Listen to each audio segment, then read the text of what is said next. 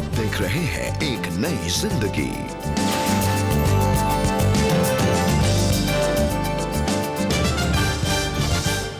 Good morning दोस्तों, आपका बहुत बहुत स्वागत है एक नई जिंदगी प्रोग्राम में।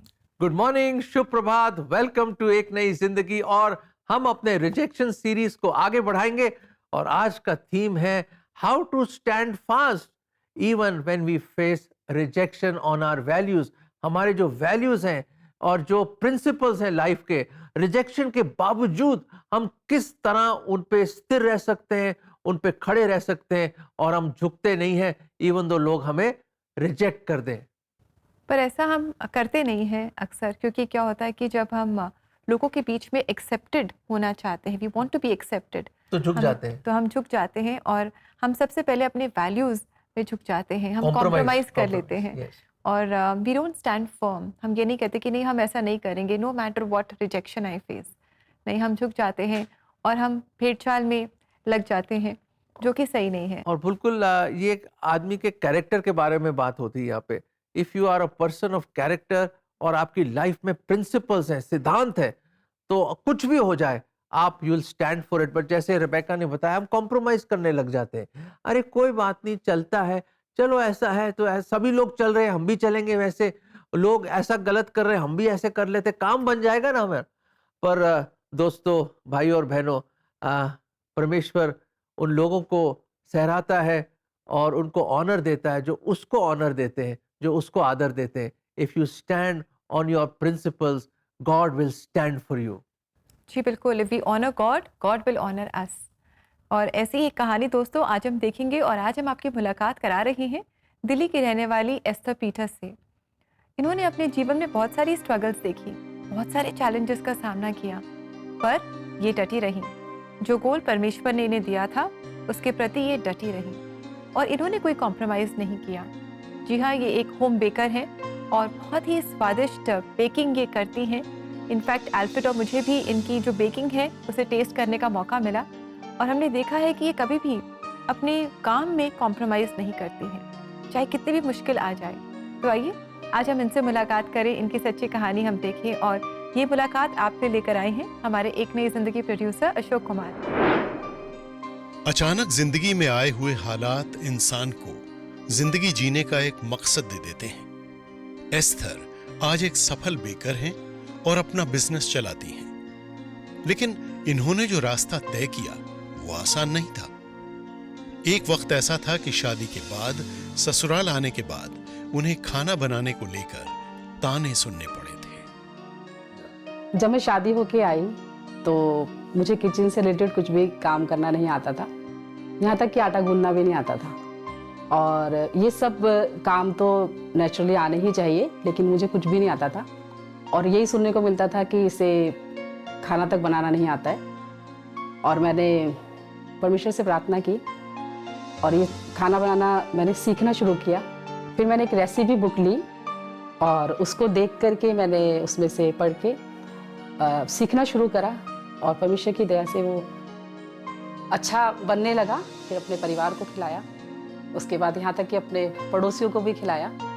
और जो बोलते थे कि कुछ नहीं कर सकती, कुछ आता नहीं है, परमेश्वर की दया से वो इतना अच्छा परमेश्वर ने उसमें स्वाद दिया कि जो खाता था कहता था कि हाँ सच में कि बहुत ही टेस्टी खाना है। एस्थर पीटर एक लंबे समय तक अपने घर के बनाए हुए खानों के लिए जानी गई और साथ ही तारीफ भी पाती गई। लेकिन वक्त हमेशा कभी एक जैसा नहीं रहता। आर्थिक तंगी की वजह से उन्हें काम करने के लिए दूसरों के घरों में जाना पड़ा। अचानक से मेरी लाइफ में कुछ परेशानियां शुरू हुई, आर्थिक प्रॉब्लम्स आने लगी। मेरे बच्चे छोटे थे और मैंने कुछ घरों के अंदर जाके खाना बनाना शुरू किया, जिससे कि इनकम भी हो और मेरे खर्चे चल सके, मेरे बच्चों के आगे फ्यूचर के लिए कुछ हो सके। और ऐसे कई सालों तक चलता रहा और मैं ये सोचती थी कि मेरा नाम एस्थर है और मैं ये क्या कर रही हूँ, मैं लोगों के घरों में जाके ये सब काम कर रही हूँ। ये मैंने सोचा। मैं अक्सर बाइबल से एक वचन पढ़ा करती थी जो लिखा है भजन संहिता 13 की 7 में कि वो कंगालों को उठा के घोड़े से चट्टान पे खड़ा करता है। और मैं इस वचन पे विश्वास करती थी कि परमेश्वर इस वचन के द्वारा मुझे कामयाब करेगा, और अक्सर मैं इस वचन को क्लेम करती थी और इस वचन पे विश्वास करती थी। बच्चे छोटे होने की वजह से एस्थर लंबे समय तक अपने मकसद में कामयाब नहीं हो पाई, लेकिन उन्होंने हार नहीं मानी। एक लंबे समय के बाद बच्चे बड़े होते ही उन्होंने अपने मकसद को पाने के लिए कदम बढ़ा दिए। इसी दौरान क्रिसमस केक बनाने के लिए मैं एक बेकरी पे गई, और जैसा कि सभी जानते हैं कि जब हम लोग केक बनाने जाते हैं तो वहाँ पे नंबर लगता है, पर उन्होंने वहाँ पे मुझे केक बनाने के लिए मना कर दिया। और मैं घर पे आ गई, और घर आकर के मैंने एक अवन खरीदा और प्रार्थना करके मैंने वो क्रिसमस केक बनाया, और परमेश्वर की दया से बहुत ही टेस्टी बना, क्योंकि मुझे वो केक बांटना भी था लोगों को और खिलाना था बाकी सभी लोगों को। और जब उन्होंने खाया तो बहुत अच्छा एक रिज़ल्ट आया उसका, और मेरा कॉन्फिडेंस इसी तरीके से बढ़ता चला गया। और अब खाना बनाने के साथ साथ मैं बेकिंग में आगे बढ़ती चली गई, और मैंने बहुत सारी चीज़ें बनानी शुरू करी। क्रिसमस केक बनाना, कप केक, मफ़िन, ब्रेड और भी तरीके की चीज़ें थी, और मैं नए तरीके के एक्सपेरिमेंट करती रहती थी, और वो बहुत ही अच्छा बनता चला जाता था। परमेश्वर के दया से उसमें बहुत टेस्ट था, और बहुत ही सफलता इसमें मुझे मिलती चली गई। और मेरा एक मकसद हो गया कि मैं इसको एक बिजनेस के रूप में लेके जाऊं, और मेरा इनकम सोर्स भी ये हो जाए, और मेरी अपनी एक पहचान बने। और 2016 में मैंने बेकरी स्टार्ट करने का सोचा, और मैंने अपने पास्टर को बोला कि प्रार्थना करके वो बेकरी का नाम दें, और मेरी बेकरी का नाम हिज ग्रेस बेकरी पास्टर ने दिया। और उस परमेश्वर के अनुग्रह के द्वारा से वो बेकरी अच्छी खासी वो काम मेरा चलने लगा, एक अच्छा बिजनेस चल निकला, और बहुत से ऑर्डर मुझे मिलते चले गए। और मुझे भी नहीं मालूम था कि जो चीज़ें मैं बना के दे रही हूँ वो कहाँ से कहाँ पहुँच रही हैं, और परमेश्वर मेरे लिए रास्ता बनाते चले गए। और परमेश्वर का अनुग्रह के द्वारा जिस मकसद को मैं लेके चली थी उस मकसद में मैं कामयाब हुई। आज एस्थर किसी नाम की मोहताज नहीं है, और आज वो एक सफल होम बेकर के नाम से जानी जाती हैं। और आज मैं कई सालों से बेकिंग का काम कर रही हूँ, और परमेश्वर की दया से अच्छा काम चल रहा है मेरा, और एक अच्छा जीवन मैं परमेश्वर के अनुग्रह से जी रही हूँ, और बहुत ही खुश हूँ। और जिस मकसद को मैं लेके चली थी उस मकसद में मैं कामयाब होने पाई, और आज जो भी कुछ मैं हूँ और जो कुछ हुआ है वो सिर्फ और सिर्फ परमेश्वर की अनुग्रह से हुआ है, उसकी महिमा से हुआ है, और मैं सारी महिमा इस बात के लिए यीशु मसीह को देती हूँ। Thank you very much Esther ji, thank you कि आपने अपनी सच्ची कहानी हमारे साथ शेयर की, और वाकई आपने सच कहा कि परमेश्वर ही हैं जो हमें ऊंचा उठाते हैं। हम चाहे कितने भी नीचे चले जाएं अपने जीवन में, कितनी भी रिजेक्शन हमें मिले और हम नीचे झुकते जाएं, पर परमेश्वर है जो हमें ऊंचा उठाता है। बिल्कुल सही कहा आपने। In the oven of affliction comes out the beautiful cake, है ना। तो आप केक्स बनाते हैं, I know you have gone through, कितना कुछ आपने सहन किया होगा, रिजेक्शन, प्रॉब्लम्स, डिफिकल्टीज, उसकी गर्मी, जैसे किसी ओवन में कोई केक डालते हैं, but the final result is beautiful, it's so tasty. इसलिए दर्शकों, अगर आप भी एफ्लिक्शन और प्रॉब्लम्स में से गुजर रहे, don't worry, there is a period, एक टाइम है, and God will bring you out so beautiful and so tasty. दर्शकों, पर ऐसा है कि मैं बताना चाहता हूँ कि आपने कहा हाँ ठीक है, एस्थर जी की जिंदगी हमें बहुत अच्छी लगी, बड़ा इंस्पायरिंग है, पर एक और शख्स है, उनकी लाइफ में बहुत जबरदस्त रिजेक्शन हुआ। और ये देख रहे हैं मेरे सामने एक टॉय है। जब भी मैं देखता हूँ उनकी लाइफ को तो मुझे एक टॉय याद आता है। ये छोटा सा खिलौना है। ये देखिए खिलौना क्या है कि ये देखिए, ये मारा, ये और लोगों ने रिजेक्ट करा, ये इधर से रिजेक्शन आया, ये इधर से लोगों ने मारा, ये फेलियर आया, ये मारा, वो मारा, ये गिराया, फिर खड़ा हो गए, फिर से गिराया और फिर खड़ा हो गए। कमाल है ना दोस्तों, यही मसीह जीवन है। अलग अलग परिस्थितियां, अलग अलग प्रॉब्लम्स, कोई आपको यहां से मार रहा है, कभी यूं गिरा रहा है आदमी, ये कर रहा है, वो कर रहा है, पर इस खिलौने से क्या हमें सीख मिलती है कि जितना मर्जी उसको मारो और गिराओ फिर खड़ा हो जाता है, इट स्टैंड्स अगेन। और याद रखें कि यही एक मसीह जीवन, और खासतौर से डैनियल की लाइफ से मैं यही सीखता हूं कि उसको लोगों ने इतना रिजेक्ट किया, उसके अपने लोग राजमहल में, डैरियस बादशाह के राजमहल में लोग उसको घृणा करते थे, उससे नफरत करते थे, उसकी पॉपुलैरिटी बर्दाश्त नहीं कर सकते थे। तो उन्होंने एक डिग्री बना दी कि सवाए राजा के कोई और खुदा के सामने कोई झुक नहीं सकता, ना कोई प्रार्थना कर सकता है। पर डैनियल अपने असूलों पे पक्का था, वो अपने खुदा से मोहब्बत करता था। जो भी परिस्थिति हो, वो दरवाजा खिड़की खोलता था यरूशलेम की तरफ, घुटनों पे जाता था 3 दफा दिन में और इबादत करता था, खुदा से दुआ करता था। वो हिला नहीं, परिस्थितियां बदल गई पर वो नहीं बदला। वो गिरता रहा नीचे, फिर खड़ा होता रहा, और शेरों के डेन में भी डाल दिया उसको, फिर भी खुदा ने उसको जिंदा बाहर निकाला। दोस्तों, क्या आप भी इस तरह से गिर रहे हैं? दोस्त, खड़े हो जाइए, डैनियल बनिए, be like Daniel, dare to be a Daniel, to stand on your values in spite of people rejecting you. ये वचन हम आपको देना चाहते हैं। रोमियो 8:31, यदि परमेश्वर हमारी ओर है तो हमारा विरोधी कौन हो सकता है? बहुत खूबसूरत इंग्लिश में, God B for us who can be against us. दोस्त, अगर आप खुदा के साथ चल रहे हो, अगर खुदा आपका कैप्टन है लाइफ का और परमेश्वर आपका चरवाहा है, तो कोई डर नहीं, क्योंकि परमेश्वर, वो खुदा जिसने पूरे दुनिया को बनाया, वो आपके संग है। और अगर वो आपके साथ है तो क्या डरना। खड़े रहिए, स्थिर रहिए, बी स्टेडफास्ट, और अच्छे प्रिंसिपल्स और वैल्यूज पे खड़े रहिए, कॉम्प्रोमाइज मत करिए डैनियल की तरह। खुदा आपको बरकत देगा।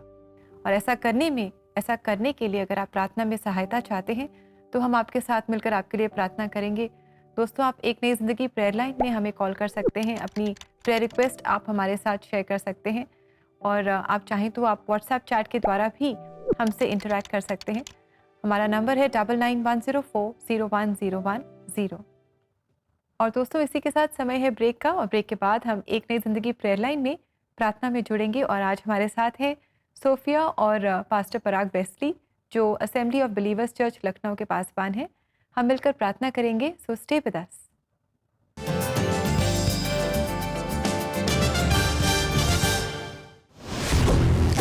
First of all, this studio is special in terms of the space that it has. It's quite a big studio. The lighting is done very well. The cameras are very high-end FS7 cameras. We have multiple sets in one small area, so it doesn't take much to set up a shot. But most of all, and most importantly, is the team at CBN, which makes you feel comfortable. You can tell that they're very experienced team members. The easiest team that I find to work with in this Delhi Gurgaon area.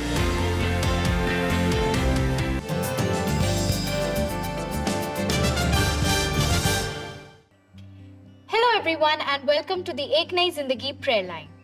आज हमारे साथ प्रार्थना में जुड़े हैं pastor Parag Wesley ji. Welcome pastor. Thank you so much Sophia. मैं आज आपको बताऊंगा किस तरीके से रिजेक्शन में, तिरस्कार में, अस्वीकृति में भी हम अपने उद्देश्य को, अपने उस पर्पस को किस तरीके से पकड़े रह सकते हैं, परमेश्वर पर फोकस रह सकते हैं और हम अपने जीवन में आगे बढ़ सकते हैं। और परमेश्वर हमें उन कामों को जो परमेश्वर हमसे लेना चाह रहा है, उन कामों को पूरा करने में प्रभु हमारी मदद करेगा। That's right, pastor. And I think इसका मतलब ये है कि हमें रोज परमेश्वर के साथ वक्त बिताना चाहिए। That's very important। बिल्कुल सही कहा सोफिया, परमेश्वर के साथ वक्त बिताना बहुत जरूरी है, क्योंकि रिजेक्शन एक तरीके का झूठ है, एक तरीके का लाइज है शैतान की तरफ से, जो हमको फंसाता जाता है, कमजोर करता जाता है। और हम जितना परमेश्वर के वचन को पढ़ेंगे उतना हम सत्य को जानेंगे, और सत्य हमें आजाद करेगा, हमें स्वतंत्र करेगा। और सिर्फ वचन पढ़ना ही नहीं, पर विश्वास के साथ साथ काम भी करना जरूरी है। दुआई तबीयत में रहना, अपने आप को पॉजिटिव लोगों से घेरे रहना, नेगेटिव चीजों को रिजेक्ट करना, ताकि हम रिजेक्शन से बाहर निकलते आएं, बदलते जाएं, और वो पर्पस में, उस उद्देश्य में जो परमेश्वर ने हमारे लिए ठहराया है, वो भी बाइबल पढ़ के हमें मालूम पड़ेगा। उस उद्देश्य में हम बराबर बने रहें। Thank you for encouraging pastor. लेकिन हमारे दर्शकों को बाइबल के कुछ वचनों से बताइए कि वो रिजेक्शन से कैसे एक नई जिंदगी की ओर बढ़ सकते हैं। परमेश्वर के वचन में बहुत जगह जिक्र है किस तरीके से हम रिजेक्शन के बावजूद भी अपनी पहचान को पकड़े रहें, परमेश्वर में बने रहें। यूहन्ना उसका 7 बाब उसकी 5वीं आयत बताती है प्रभु यीशु मसीह का तिरस्कार किया गया, प्रभु यीशु मसीह पर लोगों ने विश्वास नहीं करा, पर यीशु मसीह फोकस्ड रहे, पिता को देखते रहे। और हम भी परमेश्वर को देखते रहेंगे, बाइबल में बने रहेंगे, उसके वचनों पर बने रहेंगे और अपने जीवन को वचनों के आधार पर बनाए रखेंगे, तो हम भी इस रिजेक्शन से निकलने पाएंगे और प्रभु के लिए काम करने पाएंगे।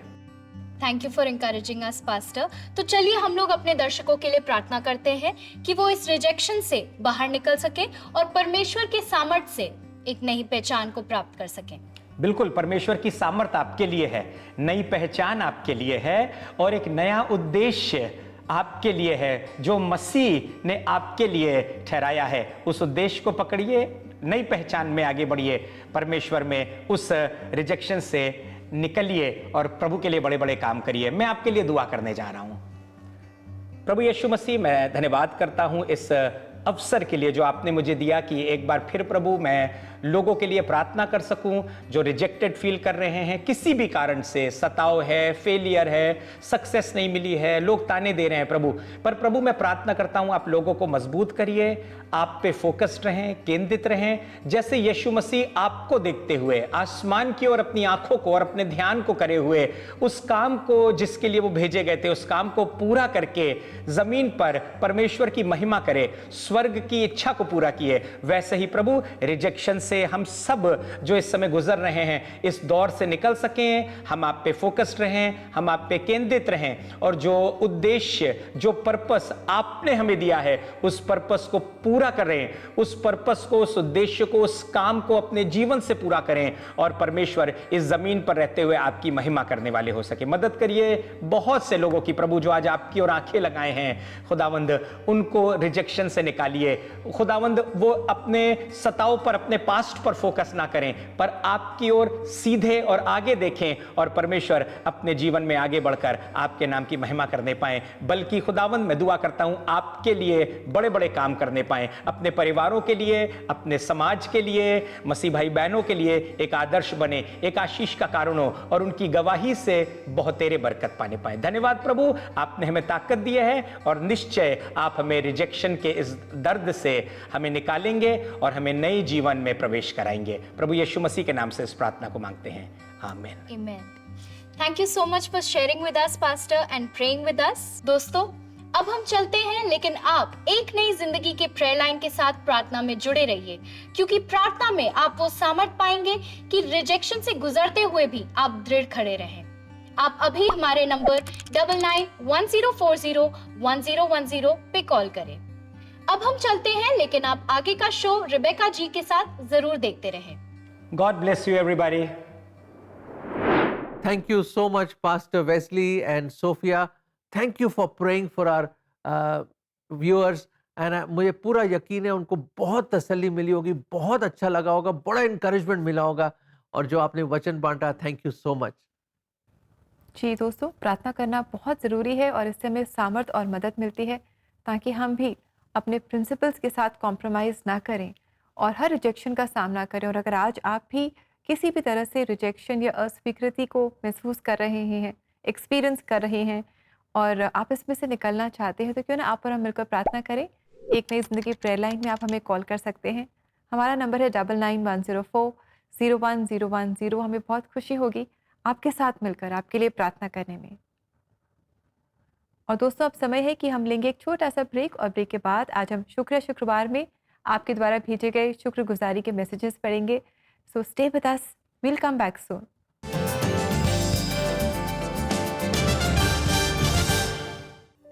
एक नई जिंदगी के दर्शकों को निमंत्रण है कि आज ही आप एक नई जिंदगी के परिवार में जुड़ें। आप एक नई जिंदगी प्रोग्राम को टीवी और डिजिटल मीडिया प्लेटफॉर्म के द्वारा हर घर तक पहुंचाएं और ऐसा करने के लिए आप हर महीने 50 रुपए का योगदान दे सकते हैं। और अपना योगदान हम तक पहुंचाने के लिए आप स्क्रीन पर आए QR कोड को स्कैन करें और आज ही एक नई जिंदगी परिवार में आप शामिल हों।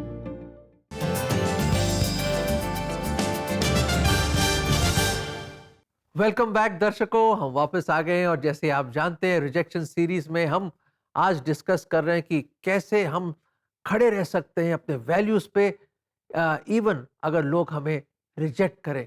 जी बिल्कुल। और दोस्तों, परमेश्वर होने दे कि हम जो भी स्ट्रगल से गुजरे, हम परमेश्वर के लिए खड़े रहें और अपने वैल्यूज़ के साथ हम कभी भी कॉम्प्रोमाइज़ ना करें।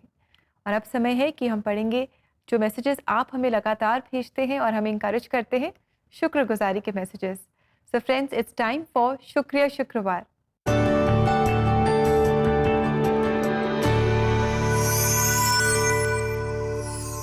जब मैं एक नई जिंदगी प्रोग्राम देखता हूं तो मेरे हृदय में बड़ी शांति और बड़ी खुशी मुझे मिलती है। मैं ENZ के टीम को हार्दिक बधाई देता हूं इतने अच्छे वंडरफुल प्रोग्राम बनाने के लिए। Thank you so much. मैं सच कह रहा हूं, एक नई जिंदगी का मकसद ही पूरा हो गया। अगर आपके हृदय में खुशी और शांति आपको मिल रही है, और क्या चाहिए हमें कि परमेश्वर की शांति और खुशी आपके दिल में राज कर रही है। यही तो हम चाहते हैं कि हर एक दर्शक, एवरी सिंगल व्यूअर में एक्सपीरियंस गॉड्स पीस, परमेश्वर की शांति और खुशी। जैसे आपके साथ हो रहा है, हमारी दुआ है कि हर एक के साथ हो। और आइए दोस्तों, इस समय आगे बढ़ते हुए हम देखें कि आज परमेश्वर का जीवित वचन, सामर्थी वचन हमें क्या बता रहा है।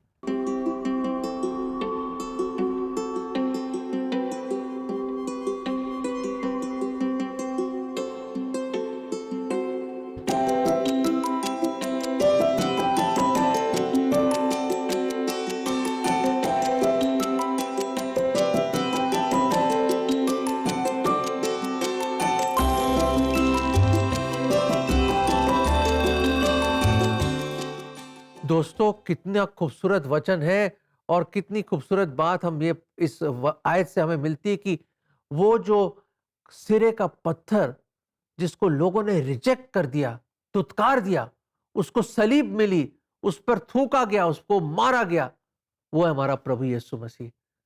पर आज वो परमेश्वर के दाहिने हाथ विराजमान है स्वर्ग में। वो पूरे महिमा का राजा है।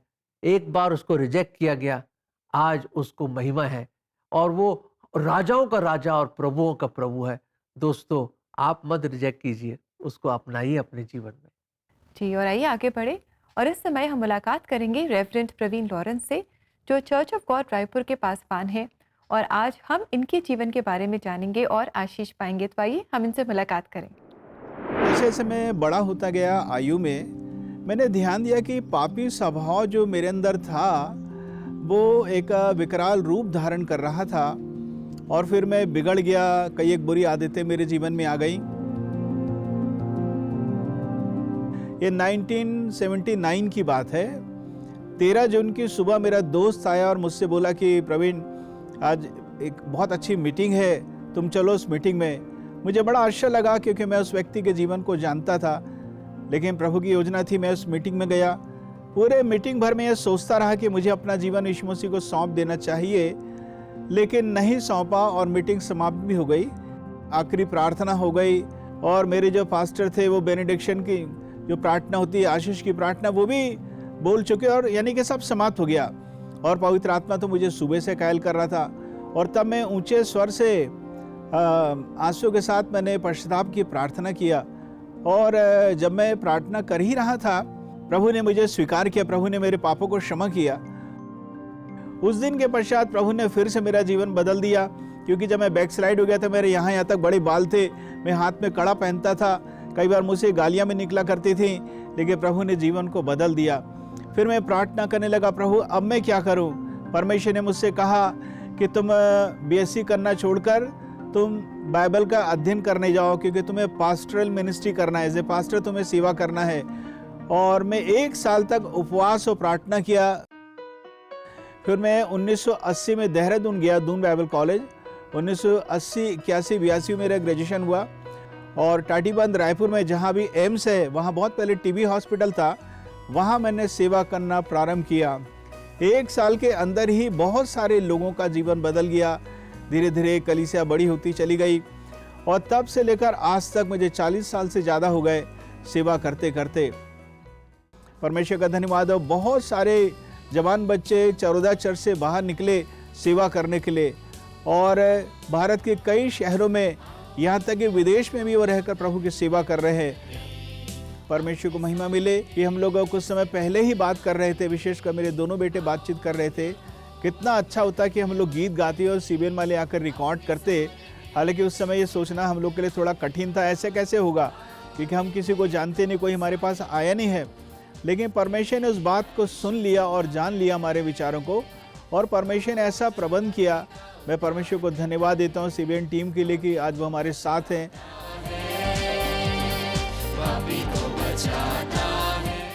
सीबीएन के लिए, उनकी सेवकाई के लिए मैं परमेश्वर को धन्यवाद देता हूँ। Thank you very much reverend Praveen Lawrence, thank you for joining us. And आपने अपने बारे में, अपनी सेवकाई के बारे में हमें बताया, हमें बहुत आशीष मिली। परमेश्वर आपको, आपकी सेवकाई को बहुत आशीषित करे। या गॉड ब्लेस यू। जो भी आप कर रहे हैं, खुदा बहुतायत से आपको आशीष दे, और आप बढ़िए प्रभु में और प्रभु की सेवकाई में। जी, और दोस्तों इसी के साथ समय हो गया है आपसे इजाज़त लेने का, और जाते जाते आज हम चर्च ऑफ गॉड रायपुर की क्वायर को सुनेंगे और इनके गीत से आशीष पाएंगे, और सोमवार को आपसे फिर मुलाकात करेंगे और एक नए टॉपिक पर, नए विषय पर, रिजेक्शन सीरीज को हम कंटिन्यू करेंगे। And until then, have a lovely blessed weekend and may God bless you friends. God bless you.